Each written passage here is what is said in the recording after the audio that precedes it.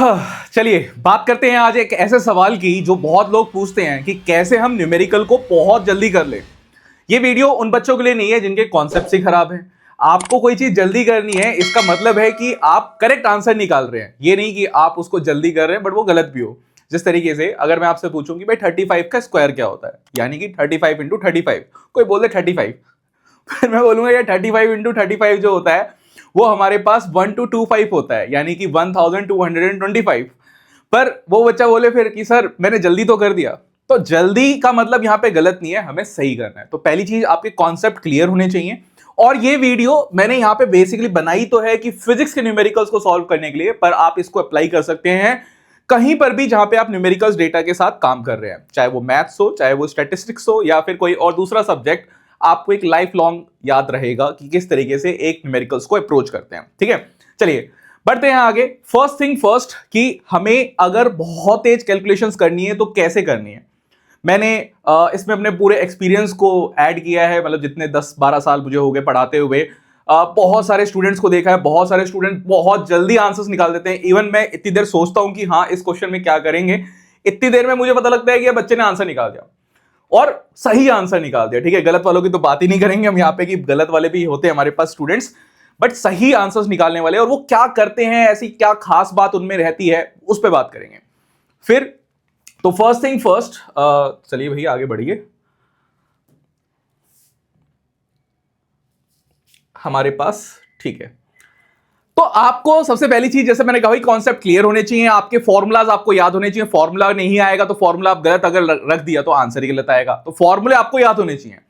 दूसरी चीज कि आपको यह पता होना चाहिए कि भाई कुछ फ्रैक्शनल वैल्यूज हमारे पास होती है, उनके आंसर्स आपको पता होने चाहिए। जैसे मैं फ्रैक्शनल वैल्यूज की अगर बात करूं तो मैं यहां पर बात कर रहा हूं, जैसे 1/2 की जो वैल्यू आपके पास होती है ना, ये 1/2 आपको पता होना चाहिए कि 0.5 हमारे पास होता है। जैसे 1/3 अगर मैंने लिखा तो ये आपको पता होना चाहिए 0.33 हमारे पास रहेगा। इस तरीके से आपके पास 1/4 0.25, इनका बहुत ज्यादा आपको फायदा मिलेगा। एटलीस्ट 1/20 तक आप याद करके रखिए। मैंने कैट का एग्जाम दिया, 99.6 परसेंटाइल में लेके आया, और 2 बार में 99 परसेंटाइल मैंने मैथ्स में एप्टीट्यूड में क्रॉस किया है। ठीक है, सो ऐसा नहीं है कि भाई एक बार कर लिया होगा, दूसरी बार ऐसे ही तुक्के में कर दिया। ये कुछ कैलकुलेशंस होती है जो आपको आनी चाहिए, ये आपकी बेसिक मैथ्स को स्ट्रॉन्ग करती है, आपके इनसाइट को बढ़ाती है कि कैसे आप न्यूमेरिकल्स को देखते हो। ठीक है, तो ये फ्रैक्शनल वैल्यूज आपको याद होनी चाहिए। वहां भी सिखाया जाता है कैट में कि आपको सबसे पहली क्लास में ही सिखाया जाता है कि फ्रैक्शनल वैल्यूज याद हो, तो आपको ये याद करनी है।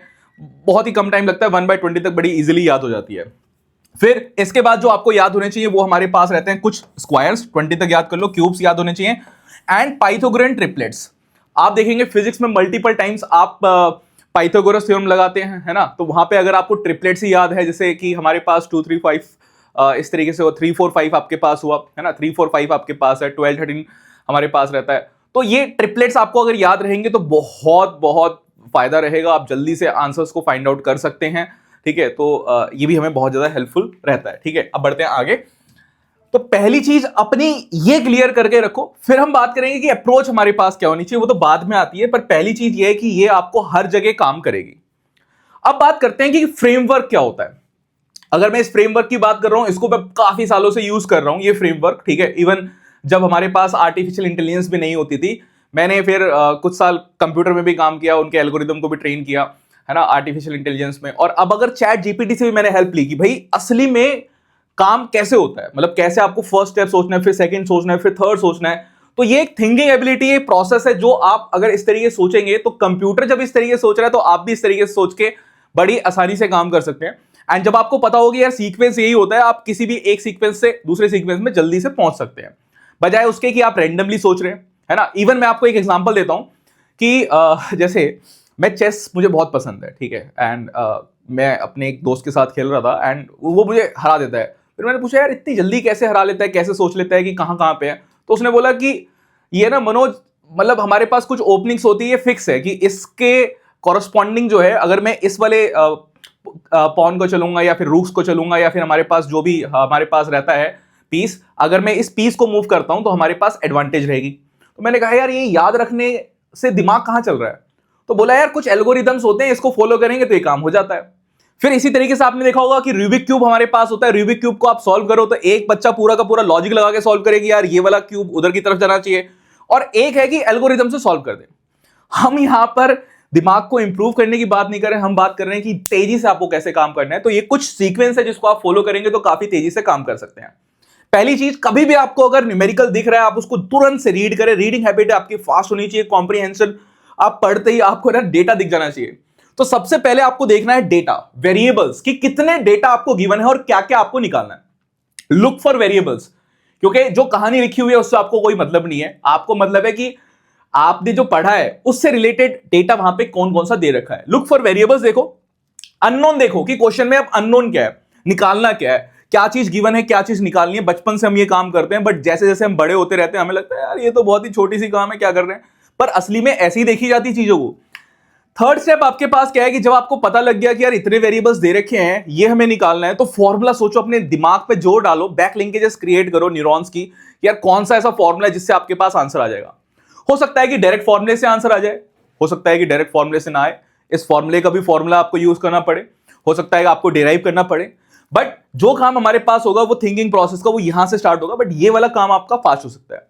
नेक्स्ट कैलकुलेशन, जैसे मैंने कहा कि आपको अगर फ्रैक्शन वैल्यूज याद है, आपको अगर स्क्वायर्स याद है, आपको क्यूब्स याद हैं, ठीक है, और आपको फॉर्मूलाज याद है, तो काफी फास्ट आप जल्दी से कर पाएंगे।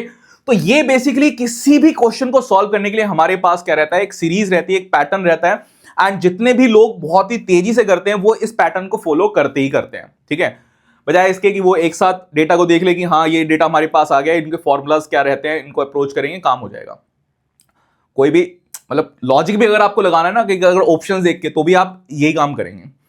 अब बात करते हैं कि एमसीक्यूज में हम प्रॉब्लम सॉल्विंग जब कर रहे हैं तो कैसे हम आंसर्स को मार्क कर सकते हैं। तो पहली चीज जो है जिसको मैं अपने स्टूडेंट्स को सिखाता हूं, मैं बोलता हूं कि भाई फिजिक्स में मैं बहुत सारे रूल्स आपको सिखाऊंगा, बट वो रूल्स आप सारे के सारे भूल भी जाएंगे, बट कभी बाद में जब आप मेरे से मिलने आएंगे तो आपको याद रहेगा कि सर ने ये बोला था कि कभी भी आपको लाइफ में जो पिक्चर दिख रही है उसको नहीं देखना, पिक्सल्स देखने की वो एक्चुअली पिक्चर बनी कैसे है।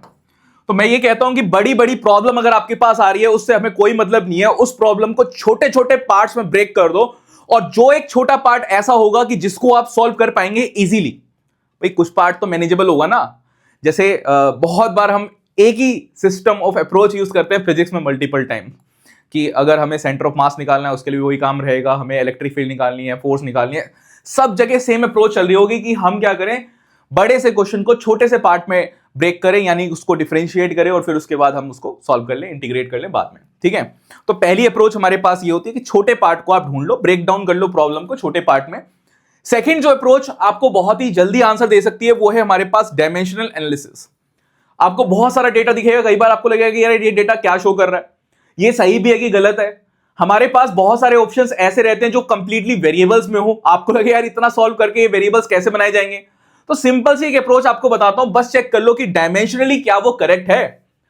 ऑप्शंस अगर हमारे पास, बहुत बार ऐसा होता है कि ऑप्शन से देख के आप ये बता सकते हो कि यार सारे के सारे ऑप्शंस डायमेंशनली इनकरेक्ट है, सिर्फ एक ही ऑप्शन आपको मिलेगा जो डायमेंशनली करेक्ट होगा, तो वही आपका आंसर हो जाएगा।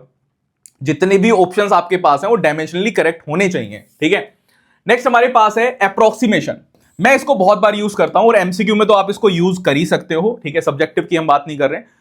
अप्रोक्सीमेशन, जैसे कि मान लीजिए कि आपके पास यहां पे 798 दे रखा है, इसको आपको 3 से मल्टीप्लाई या डिवाइड इस तरीके से करना है, तो बेटर ये है कि भाई आप इसको है ना, मतलब नंबर को छोटा या बड़ा कर सकते हो। आपको पता है कि सम ऑफ नंबर्स जो हमारे पास होते हैं वो क्या होने चाहिए, वो 3 से डिवाइड होने चाहिए। तो ये तो वैसे मैंने 3 से डिवाइड वाला ही नंबर ले लिया, मान लीजिए यहां पे मैं 6 ले लेता हूं, ठीक है। तो अगर मैं यहां पे 6 ले लेता हूं तो अब इस 6 से ये डिवाइड होगा कि नहीं होगा, 118 ये भी हो जाएगा यार, तो मैं यहां पे ले लेता हूं, मान लीजिए 37 ले लेता हूं, ठीक है, हाँ ये तो नहीं होगा। अब मुझे 37 लेना है, तो अब मैं यहां पे अप्रोक्सीमेशन लूं। अप्रोक्सीमेशन क्या कि मैं इसको 38 बना सकता हूं, ठीक है, फिर देख लूं। तो अगर मैं इस नंबर को बढ़ाऊंगा, तो मतलब आप मान लीजिए इसका एक आंसर मेरे पास आना है, अगर मैंने अप्रोक्सीमेशन करके इस नंबर को बढ़ाया तो मेरा जो आंसर होगा वो क्या होगा, कम हो जाएगा, मतलब जो आंसर आएगा वो कम हो जाएगा, होगा कि नहीं होगा। अगर मैं इसको बढ़ाऊंगा तो मेरे पास नेक्स्ट चेंज आ जाएगा। तो कुछ ना कुछ आपको अप्रोक्सीमेट करना है और फिर आपको आंसर्स मैच कर लेने, आपके पास आंसर्स मैच हो जाएंगे, मैं कह रहा हूं आपको, ठीक है।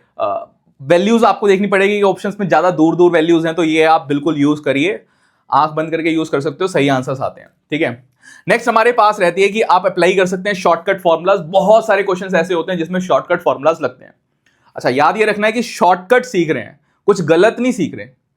समझ रहे हो इस चीज को? कई बार क्या होता है, कुछ शॉर्टकट ट्रिक्स ऐसी होती है जो पर्टिकुलर केसेस में ही लगती है, वो शॉर्टकट ट्रिक्स आपको याद नहीं रखनी है। बट कुछ ऐसी शॉर्टकट ट्रिक्स जो बहुत जगह लग सकती है, अप्रोचेस हमारे पास रहती है, जनरलाइज आप जिसको कर सकते हो, उस शॉर्टकट को आप जरूर याद करके रखिए। एंड बेटर स्टूडेंट वही होता है जो प्रिपरेशन करके रखता है अपने शॉर्टकट टेक्निक्स की। ठीक है, तो ये भी आप जरूर करिए। अपने जो फॉर्मुलाज आपको शॉर्टकट्स आते हैं उसको बार बार मतलब मैं कहूंगा कि जितना रिवाइज करेंगे आपको ये याद रहेगा कि इस शॉर्टकट को यूज करके आप ये काम कर सकते थे। नेक्स्ट है कि बहुत बार ऐसा देखा गया है कि बच्चे को सब कुछ आता है, बट वो है ना, मतलब डिफिकल्ट प्रॉब्लम्स आती है, न्यू प्रॉब्लम्स आती है, उसको अप्रोच सही से नहीं कर पाता। अगर आप न्यू प्रॉब्लम्स को अप्रोच करना चाहते हैं, अपने दिमाग को एक्टिवेट करना चाहते हैं, तो ब्रेन में बहुत सारे ना अलग अलग फंक्शंस होते हैं। जैसे कि फोर ब्रेन का अलग काम है, हाइंड ब्रेन का अलग काम है, मिड ब्रेन का अलग काम है। तो हमारे पास आपको फोर ब्रेन का सेरिब्रम वाला पार्ट जो है इसको ज्यादा स्ट्रॉन्ग करना पड़ेगा। ठीक है, तो अब उसको स्ट्रॉन्ग करने के लिए आपको क्या करना पड़ेगा, आपको कुछ पजल सॉल्व करनी पड़ेगी, क्योंकि पजल्स होती है एक ऐसी चीज जो आपको एक न्यू एनवायरनमेंट में लेके आ रही है, आपके ब्रेन को एक तरीके से ब्रेन की एक्सरसाइज करवा रही है ताकि वो ब्रेन मसल्स जो हमारे पास हो स्ट्रॉन्ग हो। ठीक है, आपके पास जो गिवन डेटा है, आप उससे जो लॉजिकल थिंकिंग है आपकी वो डेवलप होती है। तो आप खेलना स्टार्ट करें सुडोकू। सुडोकू से आपको बहुत सारे वेरिएबल्स ना, फील्ड ऑफ व्यू बच्चे का बढ़ता है, मतलब कितने सारे वेरिएबल्स आपको दे रखे हैं, ये आपका बहुत ज्यादा इंप्रूव होगा। पजल सॉल्व करो, कोई नई नई पजल्स ले लो, कैट की बुक रहती है, पजल सॉल्व कर लो। कोई मैटर नहीं करता कि आप 11th के स्टूडेंट 12th के स्टूडेंट हैं। देखिए, पहले एक ट्रेजेक्टरी रहती थी कि बच्चा बीटेक करता था फिर एमबीए में जाता था। आजकल आईपी मैट का पेपर होता है, वहां पे आपको ये पजल्स अगर आती है सॉल्व करनी तो आप एज पे ही रहेंगे। ठीक है, एंड इवन सीयूईटी का एग्जाम होता है, उसमें आपको लॉजिकल रीजनिंग वगैरह ये सब सॉल्व करनी पड़ेगी, तो आपको वहां पे भी हेल्प देगा। रीजनिंग के क्वेश्चंस आप सॉल्व कर सकते हो, जब खाली टाइम मिलता है तो आप रीजनिंग क्वेश्चन सॉल्व करो। सिंपल कैलकुलेशंस जो हैं उसको माइंड में करने की कोशिश करो। ठीक है, कोशिश करो कि यार बड़ी बड़ी कैलकुलेशंस के लिए ही आप कॉपी पेन उठाइए, अदरवाइज सिंपल जीरो वाली 5%, 10%, जैसे किसी भी चीज का 10% निकालना बहुत आसान है। बस आपको क्या करना है, एक डेसिमल प्लेस कर देना है लेफ्ट हैंड साइड पे, और फिर उसका 5% निकालना बहुत आसान है, उसको डिवाइडेड बाय 2 कर दो। समझ रहे हो? मतलब इस तरीके से आप जब मेंटल कैलकुलेशंस करना स्टार्ट करेंगे तो बहुत सारी चीजें हैं कि आप किसी के सामने भी खड़े हो तो वो बंदा समझेगा कि यार बंदा इंटेलिजेंट है। आधी चीजें तो दिमाग में ही खत्म कर देता है हमारे पास। ठीक है, तो ये काम आप कर सकते हैं। एंड फिर हम बात करते हैं, फाइनली आपको रिमेंबर करना है, याद रखना है कि you have to find the correct option in case of MCQ. आपको है ना असली ऑप्शन ढूंढना है कि यार कौन से ऑप्शन को आप टिक कर सकते हैं। अगर एमसीक्यू क्वेश्चन सॉल्व कर रहे हैं, आपको क्वेश्चन सॉल्व नहीं करना होता। कई बार मैंने देखा बच्चा ना मतलब इतना खो जाता है कि यार क्वेश्चन में ना सर ना पूरा कैलकुलेशन करके दिखाऊंगा। अरे भाई, आपको पता लग गया कि यार ये आंसर आ रहा है, बाकी सारे ऑप्शंस हो ही नहीं सकते, उसको हटाओ। प्लस माइनस देख लो कि प्लस माइनस से हमारे पास क्या होगा, इसमें मल्टीप्लाई होगा, डिवाइड होगा, वहां से भी आपको पता लग जाएगा। तो इसको आप देख सकते हैं। एंड आंसर्स निकालने के लिए हमारे पास बहुत सारी टेक्निक है। जैसे पहला काम कि लास्ट डिजिट देखो, यूनिट डिजिट, कितना ही बड़ा नंबर हो, कितने ही बड़े नंबर से मल्टीप्लाई कर रहे हो, बट जो यूनिट डिजिट को मल्टीप्लाई करेंगे वो एक आंसर तो आएगा। सिर्फ यूनिट डिजिट को देख लो, आपका आंसर कई बार क्या होगा आपका तुरंत, बस उससे आगे काम करने की जरूरत नहीं है। डायमेंशन चेक कर लो, डायमेंशन चेक करके अगर आपका आंसर आ जाए तो वहां से आपका काम चल जाएगा।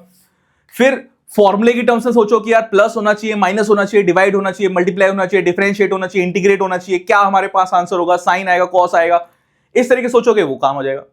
बट ये सारी की सारी टेक्निक आप जब बार बार प्रैक्टिस में लेके आओगे, प्रीवियस ईयर क्वेश्चंस में यूज करोगे, तभी आप इसको यूज कर सकते हो, चाहे वो जेईई का एग्जाम हो, नीट का एग्जाम हो, इस तरीके से। और ये सारी टेक्निक्स मैं बेसिकली अपनी क्लास में, अपने जो हमारे बैचेस रहते हैं उसमें तो यूज करवाता ही हूं, तो आपको कोई एक्स्ट्रा उस चीज की करने की जरूरत नहीं है अगर आप हमारे स्टूडेंट्स हैं तो। ठीक है, वो धीरे धीरे जब हम प्रैक्टिस करते हैं तो उसमें अमलगमेटेड हो ही जाती है। Thank you for watching this video. And आप अगर फिजिक्स में कहीं पे भी दिक्कत अगर महसूस कर रहे हैं तो आप हमारे बैचेस को ज्वाइन कर सकते हैं। हमारे ऑनलाइन एंड ऑफलाइन दोनों बैचेस अवेलेबल हैं। नीचे दिए गए नंबर पे कॉल कर सकते हैं या फिर आप हमारी ऐप को डाउनलोड करके भी उसको एक्सपीरियंस कर सकते हैं। थैंक यू, मिलेंगे फिर नेक्स्ट वीडियो के लिए। एंड ये वीडियो कैसी लगी नीचे कमेंट करके मुझे जरूर बता देना।